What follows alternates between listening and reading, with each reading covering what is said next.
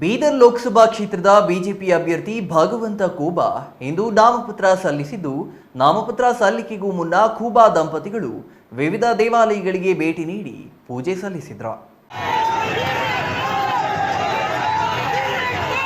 ಬೀದರ್ ನಗರದ ಪಾಪಶಾಶಿನಿ ದೇವಸ್ಥಾನದಲ್ಲಿ ವಿಶೇಷ ಪೂಜೆ ಸಲ್ಲಿಸಿ ಗೆಲುವಿಗಾಗಿ ವಿಶೇಷ ಪ್ರಾರ್ಥನೆ ಸಲ್ಲಿಸಿದ ಕೇಂದ್ರ ಸಚಿವ ಭಗವಂತ ಖೂಬಾ ದಂಪತಿಗಳು ದೇಶಕ್ಕೆ ಮತ್ತೊಮ್ಮೆ ಮೋದಿ ಪ್ರಧಾನಿಯಾಗಲು ತಮಗೆ ಮತ್ತೆ ಗೆಲುವು ಸಿಗಬೇಕು ಎಂದರು. ದೇವಾಲಯದಲ್ಲಿ ಪೂಜೆ ಸಲ್ಲಿಸಿದ ಬಳಿಕ ಬೀದರ್ ನಗರದ ಗಣೇಶ ಮೈದಾನದಲ್ಲಿ ಬಿಜೆಪಿ ಪ್ರಚಾರ ಸಭೆಯಲ್ಲಿ ಭಾಗಿಯಾಗಿ ನಂತರ ರೋಡ್ ಶೋ ಮುಖಾಂತರ ಆಗಮಿಸಿ ಭಗವಂತ ಖೂಬಾ ನಾಮಪತ್ರ ಸಲ್ಲಿಸಿದರು.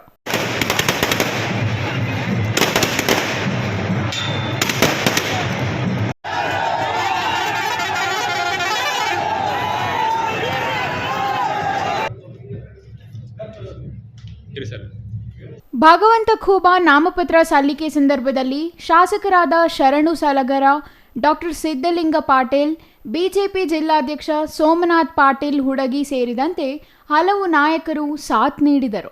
ಚಂದ್ರಯ್ಯ ಸ್ವಾಮಿ, ಸಿಟಿವಿ ನ್ಯೂಸ್, ಬೀದರ್. ಸನ್ಮಾನ್ಯ ಶ್ರೀ ನರೇಂದ್ರ ಮೋದಿಜಿ ಅವರಿಗೆ, ಸನ್ಮಾನ್ಯ